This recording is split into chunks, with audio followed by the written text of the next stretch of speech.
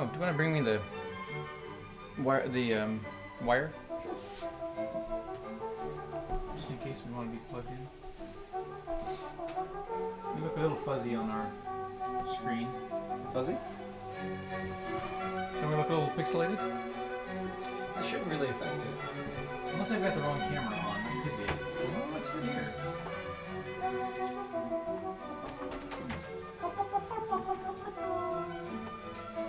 What the cord really gives us, the cord does give us greater speed, but I mean, the speed difference is, you know, it's going from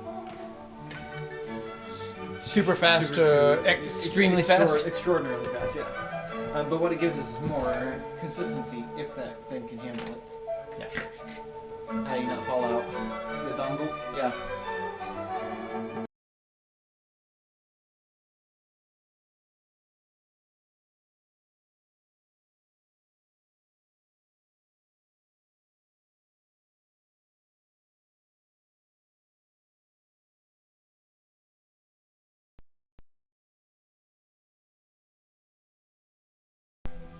And isn't it perfect the side music came on? Let's see if we're still running.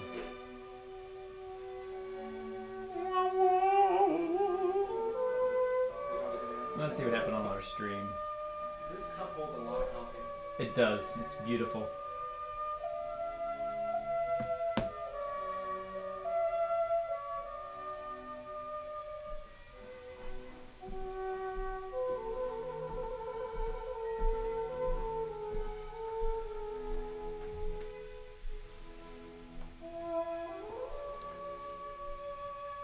Let's skip the sad song now. Bum, bum, bum, bum, bum, bum, bum.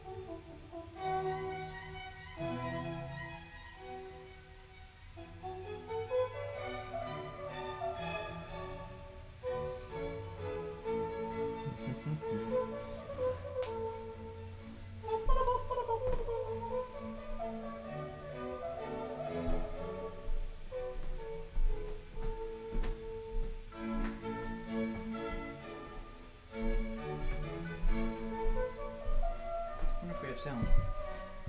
I hope so.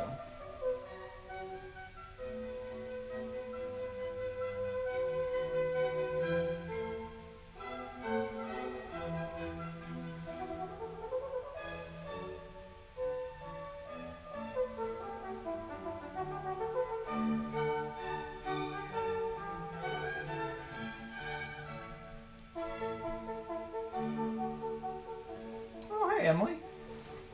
Good morning, everyone. How's everybody doing? We'll be getting started in just a few moments.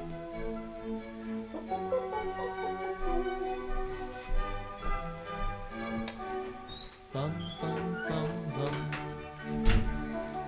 Dun-dun-dun. Dun-dun-dun-dun-dun-dun-dun. Bum, bum, bum, bum, bum, bum.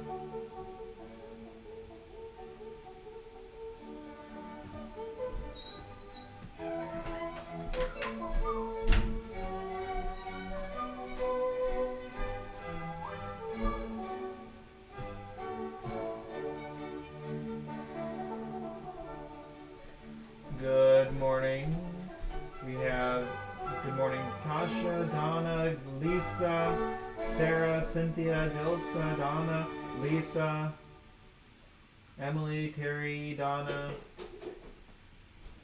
Good morning, everyone. Thanks so much for joining us today. We'll be getting started quickly.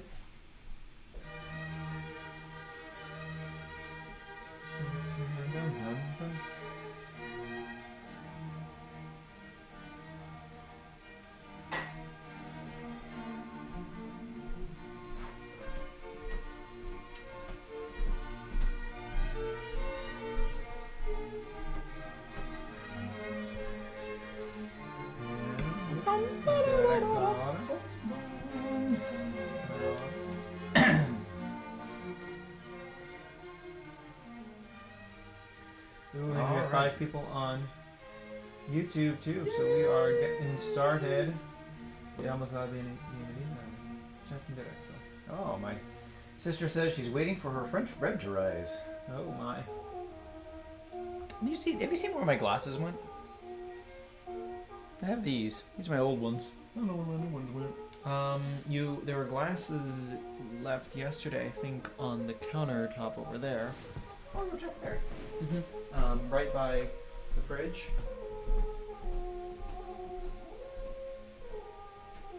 Are there any more? No? Just pans and stuff.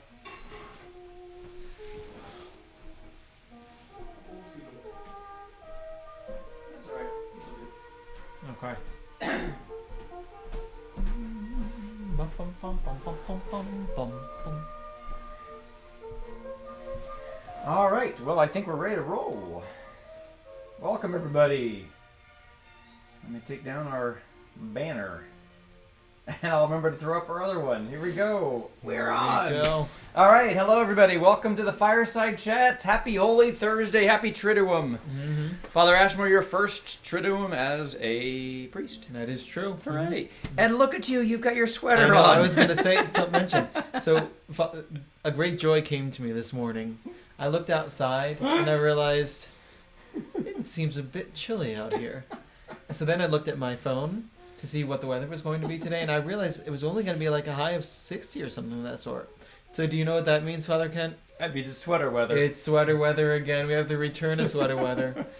So, yes. Well, I could have used a sweater last night because it got kind of chilly last night. It did. Luckily, I was sitting in the car the whole time. Right. But so yesterday I said to Father Ashmore, we were talking a couple episodes ago about, I think it was Monday, we were talking about how we watched Foyle's War. And I said, hey, if confessions don't go too long, we want to watch an episode of Foyle's War. I said, yeah, that sounds good. But fortunately, we didn't get to watch Foyle's War last night. We did not. Because the turnout last night was awesome. It was incredible. Yeah. So we had a great turnout, and it was really edifying to just to see people come into our drive-through confessions.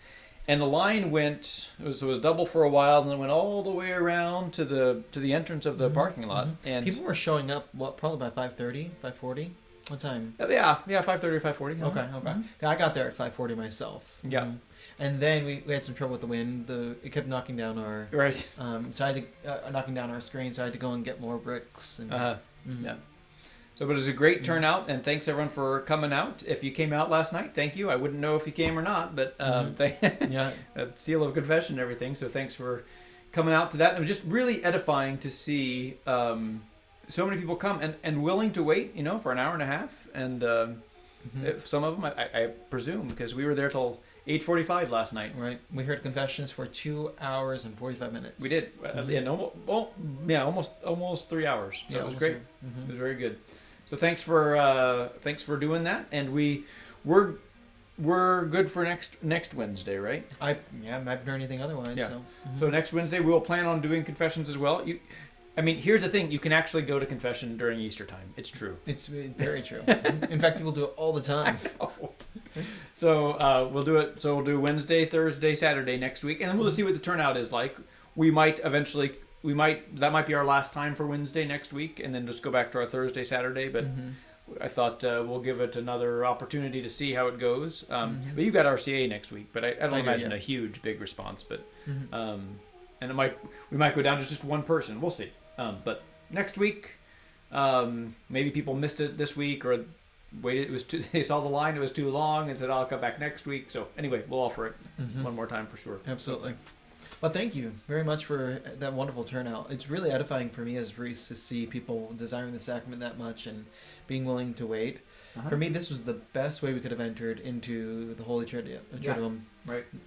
Entering in with the mercy of our Lord, and it was 2 hours and 45 minutes. So in some ways it was long. There was a couple times that when I was giving my advice, I was like, I wonder, have I said that yet? I don't know. But it didn't feel like it took forever. Actually, it felt very quick overall for me. So it was beautiful, a really beautiful part. Yeah. And the Kansas City Star was there yesterday. So if you're wondering who that strange fellow was, he wasn't strange, but he had his camera and everything, and he was. We had a talk. He had my permission to be there and everything, and I said, just make sure you don't get any of the penitents in there, for the seal of confession. But so then I had an interview with him this morning too, and he seemed like he was really edified too by it. He said it was really amazing to see the turnout, and so I think that article will run sometime this weekend, probably in the print and on the web, because he was filming me this morning too. So, and he had his little drone running, and I was excited to see that. I was wondering if that was his or not. Okay, that's really cool. So it'd be cool to see that the aerial view of the parking lot there, and just I think it's great coverage. I mean, sometimes the press and sometimes the Star doesn't always have the best reputation among some of portraying the Catholic Church in a positive light, but I had a really wonderful conversation with him, and I think it'll be a nice article and nice to present things that we're doing here at the Catholic Church. So it was beautiful. So watch for that article. I'll post a link, presuming they run it when it's there. So that's good. Speaking of news on another point, we are aware that there has been some controversy going on with good point. Governor Kelly's directives and what has recently occurred with some pushback from that all. We just want to let you know that there is no change in our plans, and there has been no change in the plans of the Archdiocese. So everything you've heard about what we're doing over the Triduum and even over the course of April is still consistent. Yep, we're carrying on like we were. I think that our our bishops have really been on top of things, and I've been very impressed with the leadership, and just trying to make sure that we safeguard the people. And you had a nice talk about that with the Eucharist, but don't want to give out poison or whatever. I think that was on we talked about on the chat a couple of weeks ago. Of you don't want to mix those things. So yeah, we're just going to be the same as we were. We have directives from our diocese that masses are still no public masses, and until that changes, we're not changing either. So right, exactly. And I think it's good to recognize that we as a church can have a role in cooperating with the state in this. We don't have to see each other in adversarial roles. So we have two different realms of competence, and we can cooperate with each other. So. Yeah. So so our schedule for our live streaming again is 7:30 tonight for the service, 7:30 Good Friday service, and 8 o'clock Easter Vigil. 8 o'clock. We thought about doing them all the same, but we have to wait till after sunset, and sunset isn't until 8, I don't think, or 7:52 or something like that. So we have to wait till after sunset. Even though our church is pretty dark, I think the rules say not till after sunset. It would have been nice to have consistency, right? 7:30, but that's the way it is. Got to keep you on your toes. Can't let you get too comfortable there. And then tonight at 5:30, we have our Christian family supper. So far, we have 20 families signed up for that. Nice. Very cool. So we hope to film a little promo for that this afternoon. I know it's last minute, but I think the plan is to move that table over here, right? Exactly. Our little figure it all out. Yeah. And then just maybe do a little test run, and then you can kind of see. And so there's still time to sign up. That's the point. And then if you see the promo, it's like, oh, I want to do that. Well, sign up, and you're welcome to join us. And instructions have been provided on the website. Is that right? Yes, instructions are on the website. There's a booklet on the website you can follow too. I will send out the link to all the people who have signed up right after this. And if I get any more people who sign up before then, I'll also send out a link to them later. But if you are wanting a link early, get your sign up in before the end of this. Right. And then also, if you have not yet sent in your little video, I would really appreciate a few more videos. We're doing a video before each of the services for Holy Thursday, Holy Good Friday, and Holy Saturday, and Easter. And the ones I've received are really just lovely. They're beautiful. They kind of touch my heart. Just seeing how people just love these Triduum celebrations. It's just it warms my heart, and I want people to see it, and I want more people to participate because it's really lovely. Again, you hear from us all the time, but you don't necessarily hear from each other sharing that faith sharing. So. The idea is a 10 to 60 second video of you or your family saying what you love about this particular feast. So I need those Holy Thursday ones real soon because I'm working on that. But I can get them probably up till about, to be honest, probably about 3 or 4, and I can probably still plop them in there. But for his sake, don't do that. Okay? I mean, I know we can push things to the last minute, but... That's right. Give us a break. So get those in. But if you're saying like now, oh, I missed it, it's too late. It's not. It's not. I will accept it for a while yet. But then it's really not too late for Good Friday and Easter Saturday. So so the plan is to do the same one for Easter Saturday. Well, we'll see. I'll look at the videos. Some of them are Easter specific, and some of them are Easter Vigil specific. So I will look at the videos, and some of them might run twice for Easter's Vigil and Easter Sunday because the Vigil is also the Sunday Mass. So, yeah. So let's see here. Rely on science now that your church has abandoned you.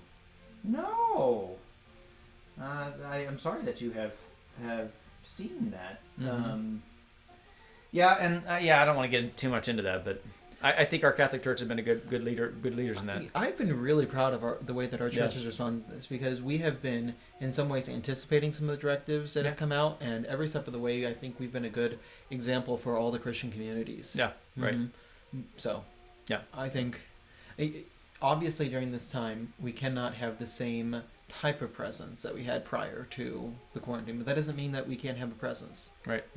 It's also a pet peeve, by the way, about when people put as enemies science and religion, and that is not because the Catholic Church has been leaders in science for generations, and the astronomy, the what is it, the observatory, the Vatican Observatory is one of the premier, or has been anyway, one of the premier observatories in the world. Lots of the scientific that comes out, and just the whole idea that the world is knowable, that comes from a Christian viewpoint, right? Precisely. That God has established a world that can be known, and can be known through scientific processes. So it drives me bonkers when people have this animosity between science and religion. Right. Some of the greatest scientists of all time have been, if not Catholic, Christian believers. Yeah, absolutely.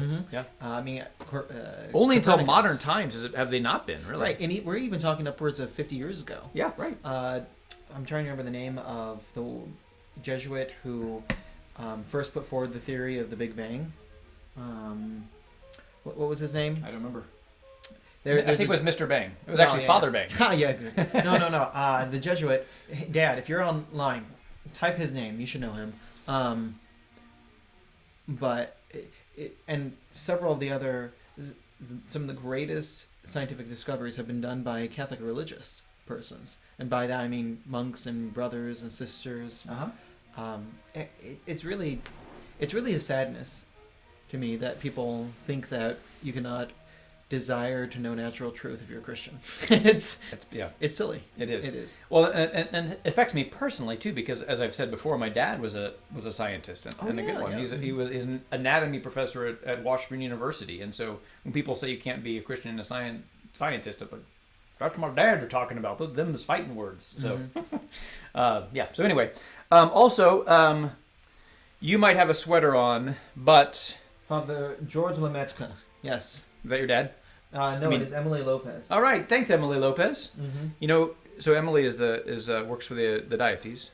Oh yes. She's the evangelization coordinator, or whatever your title is. Type in your title there, Emily. Welcome to the show. Thanks for joining in. But it's sweater weather yet. But I cleaned out the fireplace yesterday, and then Father Ashmore did extra cleaning, so it looks all nice back here if you can see. But there is the sadness. Father Ashmore has the sadness when he does not get to wear sweaters anymore, and I have a sadness that the fireplace is done for the year until November. So sad face. So let me go quickly before we get too far afield. I don't want to let my nieces down. I need to go to the O'Camerer. So I'll let you know. I was kind of rolling my eyes when he's been doing this last few days, but I saw the way that his nieces respond to him doing this, and it really is adorable. I would show it, but I won't. But yeah, it's really quite adorable. Hello. Hello, Rachel. Hello, Rosalie. Hello, Laura. Are you having a good day? I'm so glad you're watching the show today. And are you coloring again today? Yeah? All right, well, I will see you later. Okay, bye. Love you. Okay, now we'll go back to the non-O'Camerer.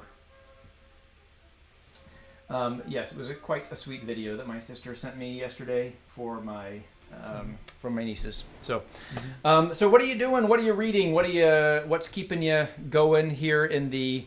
What's keeping you connected in the distance? What's keeping you connected to God? Keeping you connected to each other? These are special days now where we have basically left Lent behind, although there's a little remnant of Lent with morning prayer and daytime prayer. Right, exactly. But we have pretty much left Lent behind now, and now we go in deeper. So, I mean, I guess technically your Lenten penance has ended, whatever you have done. But your Triduum penance is there just you beginning. So sometimes people say, "Well, Lent ends now, so okay, no hold bar, no holds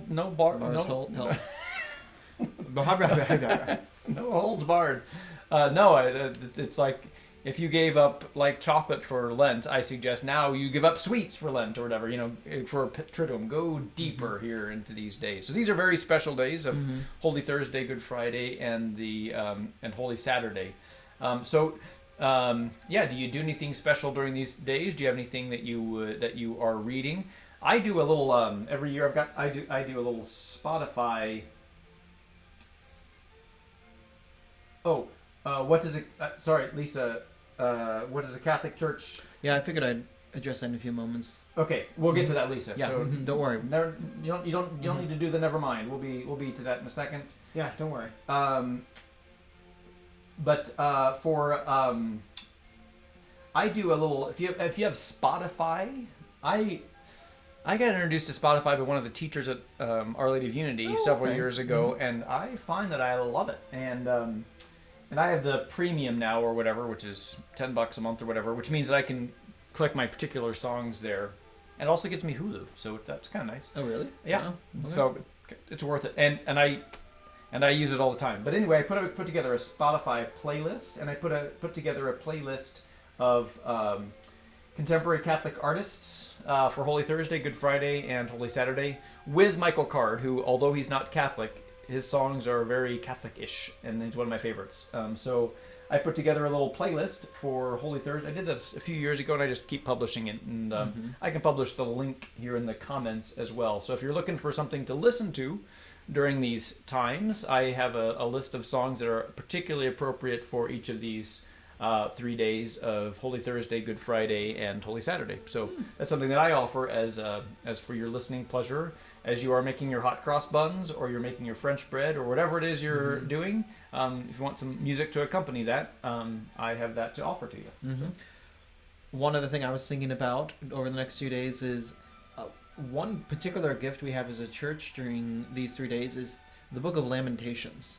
So we normally don't read much. What's that? Do say more. So we don't normally read much from the Book of Lamentations throughout the whole year. It's 4 or 5 chapters of poetry written by probably the prophet Jeremiah when during the Babylonian exile, and the liturgy is just chock full of the Book of Lamentations over the next couple days.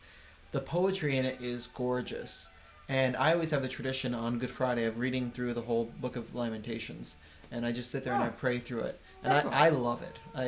It starts out, "Oh, how lonely she sits, a city once full of people," and just to see the sadness that is just dripping from the Book of Lamentations, it really is a beautiful way to enter into Good Friday. So that's something I suggest tonight on Holy Thursday after Mass. If you're looking to pray over something before bed or tomorrow morning, that's a really good thing to dive into.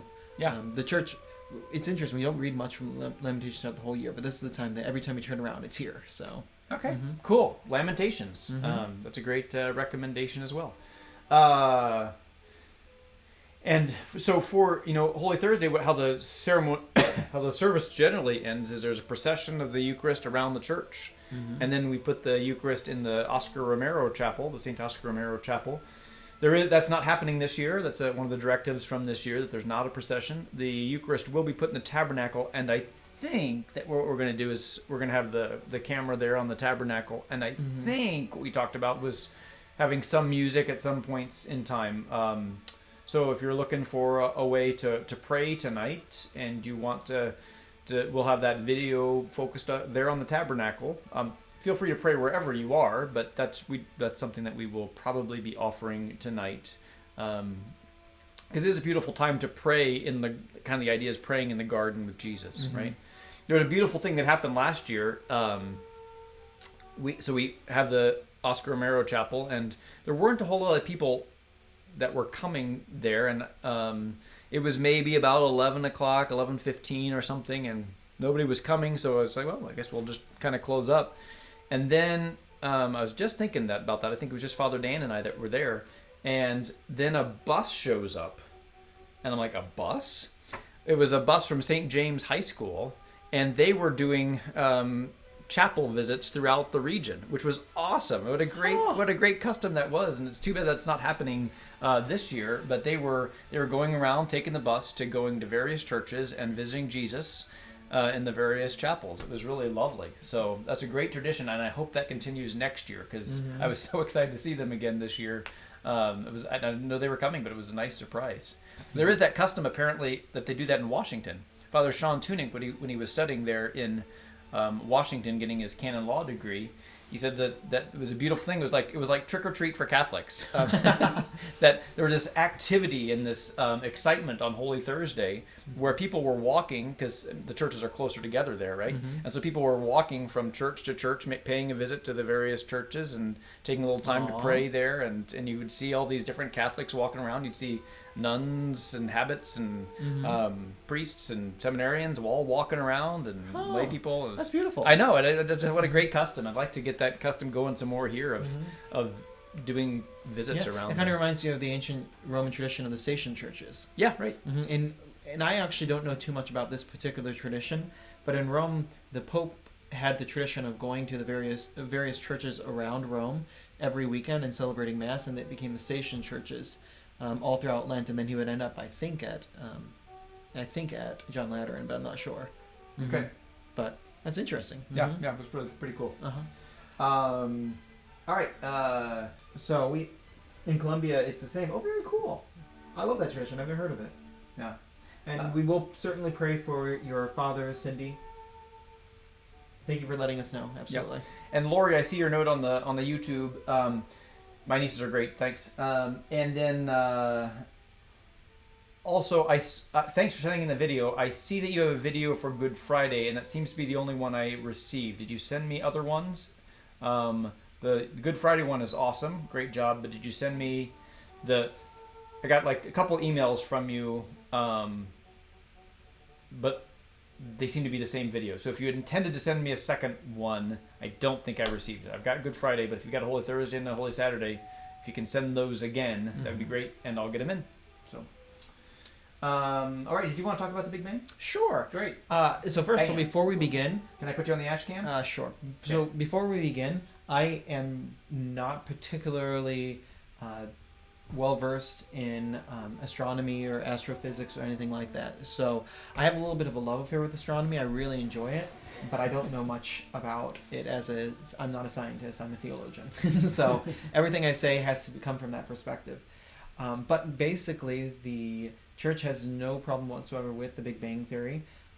The church looks at the different theories about the creation of the world, about the development of the universe, however we want to phrase that, as merely trying to understand the physics and the process which our Lord used when he was creating the world, which God used when he was creating the universe. And so if God created via a Big Bang, that's great. If God created via another way that we discover at another point in time, that's fantastic too. There's no contradiction between the two.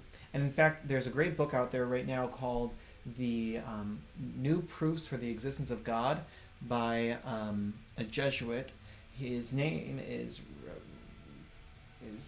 eluding me right now, but he's brilliant, and he is both a theologian and a scientist, and he goes into many of the major theories about the Big Bang and shows how they point to a creator. Now again, you can't actually take natural things here on Earth and give a strict proof that you can't say, oh, because the Big Bang does this, therefore we know there's a God. There's a different level of knowledge going on there, so saying a proof is a little strong, and even he didn't actually name it proofs. The publisher made him call them proofs, so he actually doesn't like that title. But it's a really wonderful book if you are scientifically inclined, particularly with physics and astrophysics, astronomy. I would really suggest that because he does a marvelous job of showing how many of the theories surrounding the Big Bang and astronomy itself point towards a creator. Who is that again? It's called New Proofs for the Existence of God. I can't remember the name of the author, but I've actually met him. He's a great guy. I just can't think of his name for the moment. Okay. New Proofs for the Existence. Let me look it up. All right. So now I'll go. I guess while you're doing that, I'll go to the. Father Robert Spitzer. Oh, Father Robert Spitzer. Yeah. Yes. Okay. Yes, he was great. I think he's the guy that gave a talk to the priest convocation. He's hilarious. He's a great presenter. He's hilarious. He's brilliant. All of his works are really good. He writes a few different types of books. Some are more lay oriented. The language is a little less complicated and very more approachable. So anything you read by Father Robert Spitzer will be great. This is more of his more complicated writing here. So you really do have to know physics and know mathematics and everything to really be able to understand it. So I wouldn't suggest this book for somebody who is not scientifically / mathematically inclined, because it is very complicated. But his other stuff is really good for other people. Yeah. So, Good. Very good. Did you have any other? You have a whole stack over there. I do have a stack. Would you like to share what you have in your stack? Sure. I thought you might. Should I take it? I'll take it back to the ash cam. Sure. So hold on just a second. Let me get to. All right, ash cam activated. Activated. Okay. So as you all know, I've been presenting different media, sometimes poems, sometimes books, sometimes other things. And this morning I thought I would present my favorite author, who is Willa Cather. She wrote. She is from Nebraska and wrote in the early 1900s, late 1800s, early 1900s, mostly about the, I would say, prairie life during that time. But she has got the most beautiful prose, some of the most wonderful stories, and some of the most Christian stories. They're deeply, deeply Catholic. They're deeply, deeply Christian. She herself was Episcopalian, but she's very sympathetic to Catholicism. Many of her characters are Catholic, which is very odd. They're just gorgeous stories. And I think I bring these forward because I think it's really important for we as Christians to develop an imagination. Often, especially in our overly scientifically oriented society, which is we look for data points, we forget how to tie everything together. It's really important for Christians to have the capacity to imagine, tell stories. Why? Because it's human. That's who we are. We are storytellers in many ways. And I always say that I try to have 3 different types of books on hand at all times that I'm reading. One piece of literature, one piece of theology, and one piece of literature, one piece of theology, and spiritual reading. Spiritual reading. Thank you very much. I was just blanking on the third one.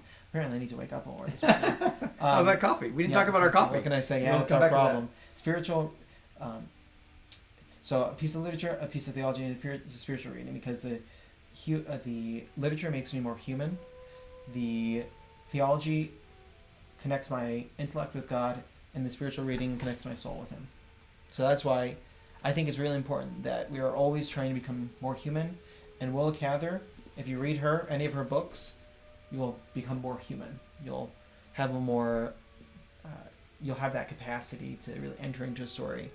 And eventually what you discover is that God's revelation to us is one huge, beautiful story too. Yeah. And so that's why God gave us the Bible, because we are storytellers. My favorite book of hers is My Antonia. It's my favorite. I think it's just a lovely book. Death Comes to the Archbishop is another good book.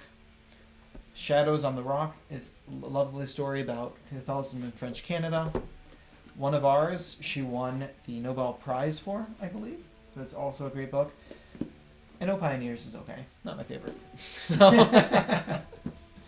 Very good. She's my favorite author. I think you'll love her too. Awesome.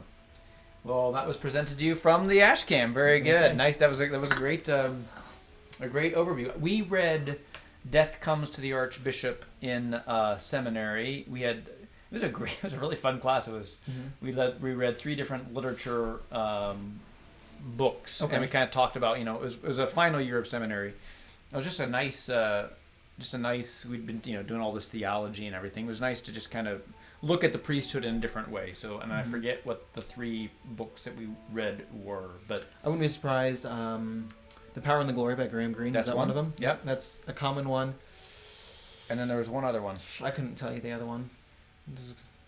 Yeah, I couldn't tell you. Is the Power and the Glory? Is that the one where the priest is like an alcoholic and okay? Is that what it is? Yeah. Really well.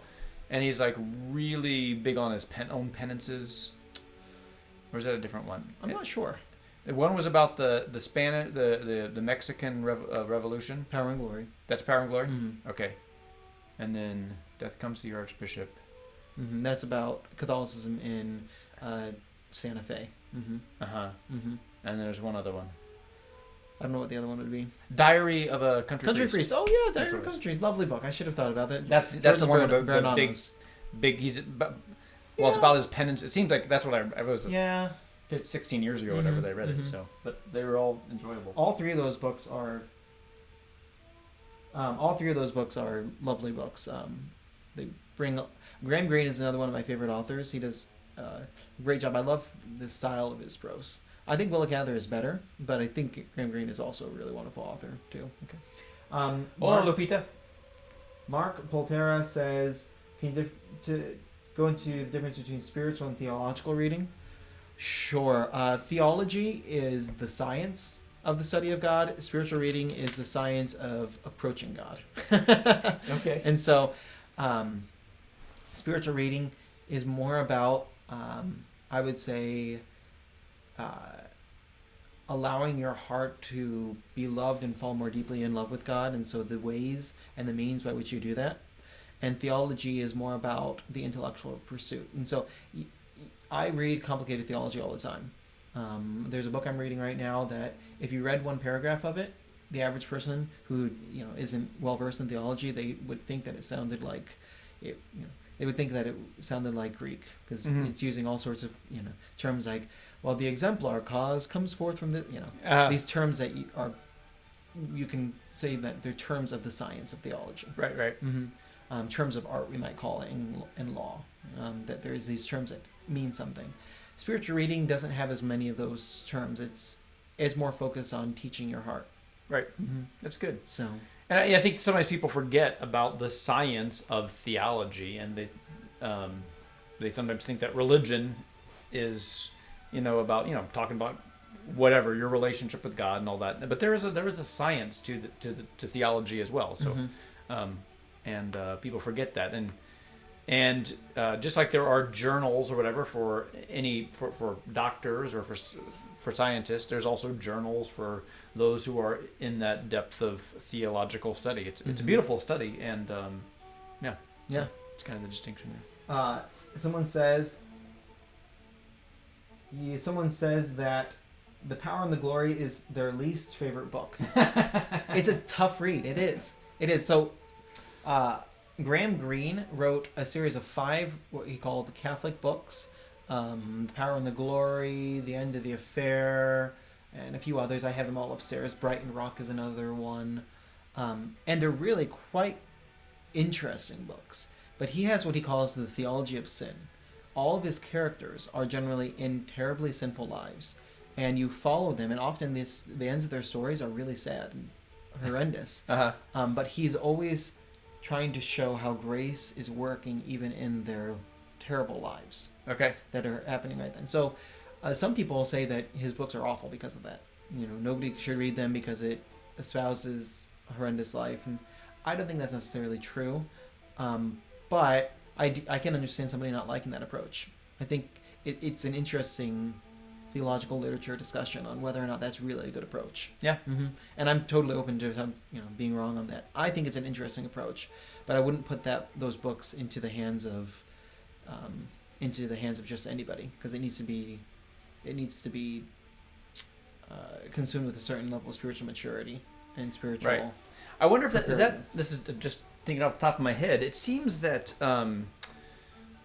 maybe in our society we are not as well versed with the concept of tragedy as when we read a book, we kind of expect a happy ending, and that's not necessarily the history of the Greek tragedies or the Shakespeare tragedies or whatever, which they're tragedies, right? They end terribly.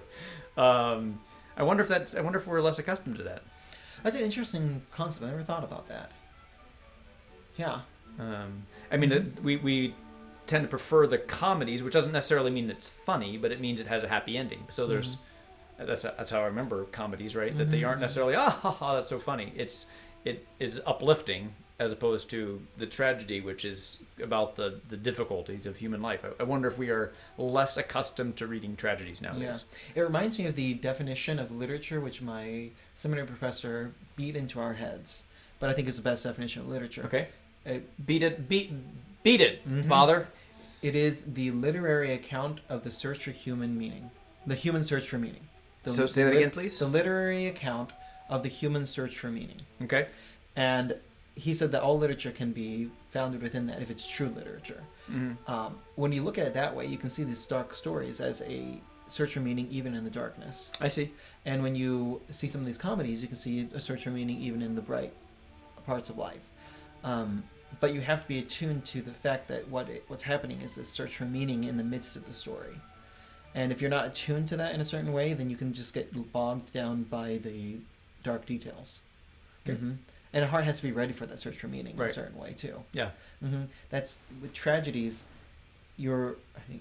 What is the classic tragedy? Probably when you think about it, Hamlet. Sure. Is a classic tragedy, or King Lear. Right. Those are the tragedies of the English language and really of the world anymore. And they all end as tragedies. Right. Certainly. There is the classic account of the main character having a fault, and that fault brings him down. And if you read them, you may think what the heck? Why did I read the story about Hamlet? I mean, everybody's dead. What is this?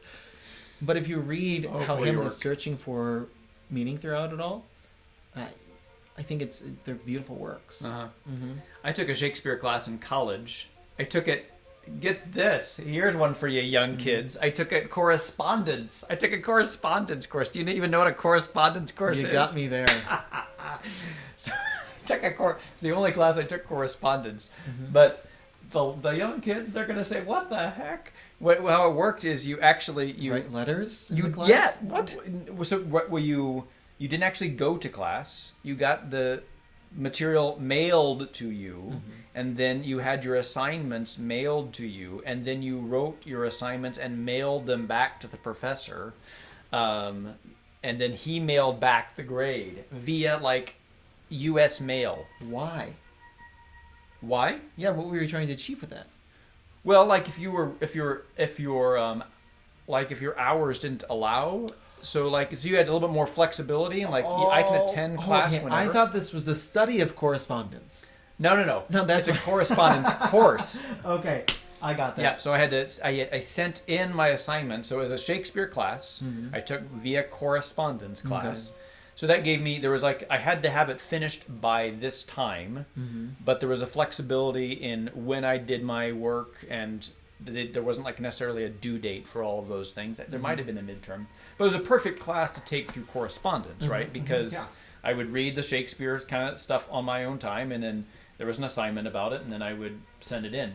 Yeah. But anyway, so I one of the books or the plays that we read was King Lear, and I don't remember like reading an introduction to it. I just started reading it, and I was so lost for King Lear. I'm like, this guy, I don't understand why this king is doing this stuff at all. This is terrible. What a terrible king. And I didn't understand, like, oh, he's like has dementia. Right. I didn't know that. And so then I watched like a live version. I'm like, oh. So here's a suggestion I have. Life-changing. I love Shakespeare. I love classic theater like that. But I can only beg you not to try to read Shakespeare before you see one of the plays.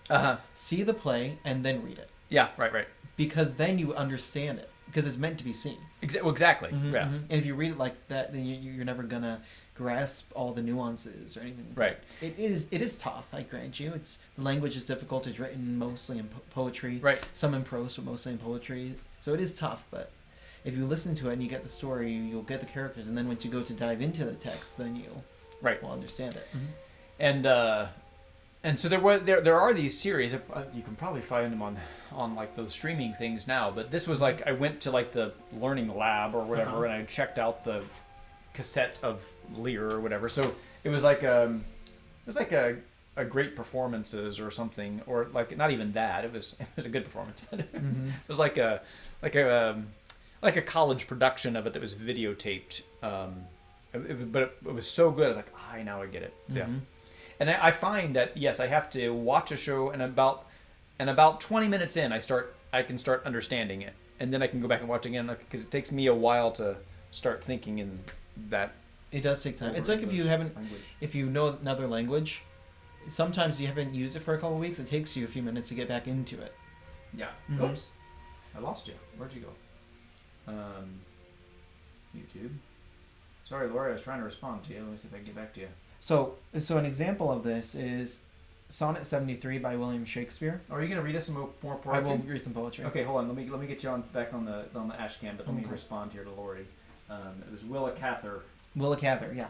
So Sonnet 73 is tragedy-like in some ways, but it delves into, just like all of Shakespeare's sonnets do, into his love at that point. But it's also the beginning of it makes some references to bare ruined choirs where late the sweet birds sang. So it even makes a certain reference to the monasteries before the Reformation that were closed by King Henry VIII. So it's really a beautiful poem because it's really deep. But if you read it looking to be happy, you're not going to find the truth. Okay. But if you read it with the desire to discover love in the midst of sadness, then it will become the most touching poem in the world. Okay, so what sonnet is that again? 73. Sonnet 73. And now are you going to read that for us? Yes, and I can't claim to be. You're on the ash can. Patrick. Who is the one who's reading sonnets throughout the quarantine? Patrick Stewart? Patrick Stewart. Yeah, I can't claim to be Patrick Stewart in this, but we'll give it a try. So we'll give it a moment. Sonnet 73. That time of year thou mayest in me behold, when yellow leaves, or none, or a few, do hang upon those boughs, which shake against the cold, bare ruined choirs, where late the sweet birds sang. In me thou seest the twilight of such day, as after sunset fadeth in the west, which by and by black night doth take away, death's second self, that seals up all in rest. In me thou seest the glowing of such fire, that on the ashes of his youth doth lie, as a deathbed whereupon it must expire, consumed with that which it was nourished by. This thou perceivest, which makes thy love more strong, to love that well, which thou must leave ere long. Lovely, very good. To nice love that job. well. But if you read that, I think it's gorgeous. But if you read that looking for a happy ending, you're not going to find it because it's about loving someone who's about to die. Yeah. Very good.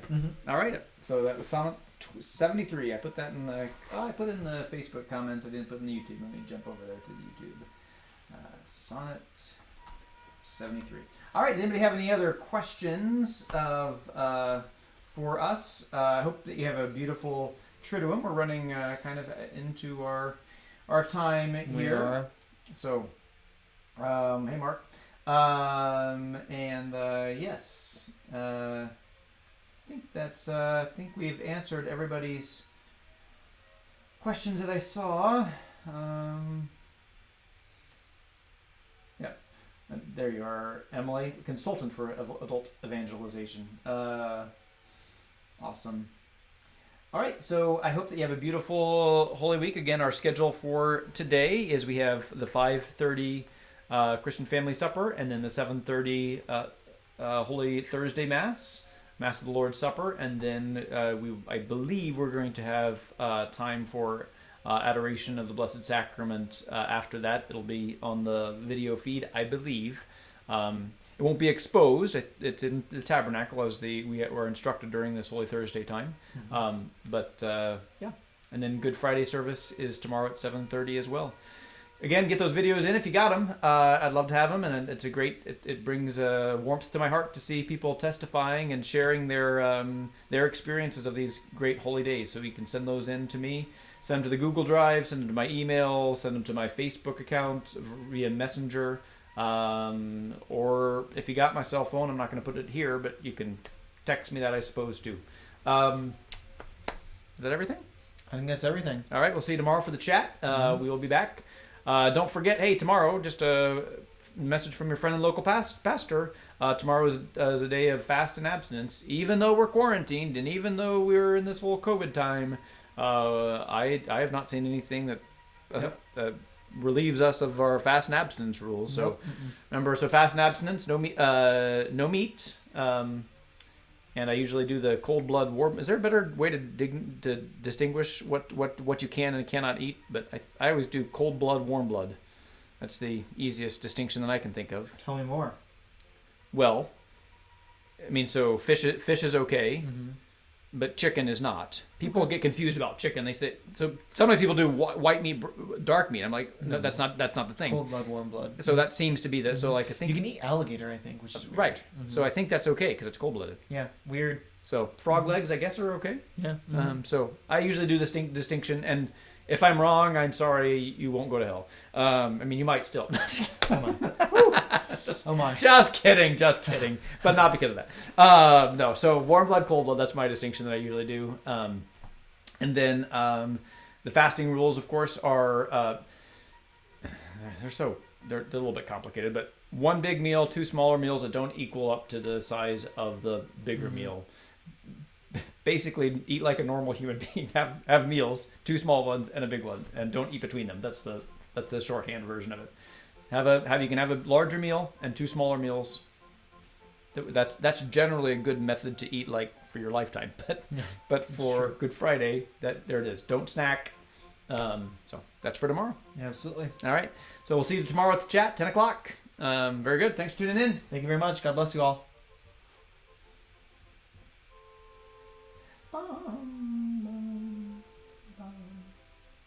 We have a lot of people. Yeah, we're not off yet.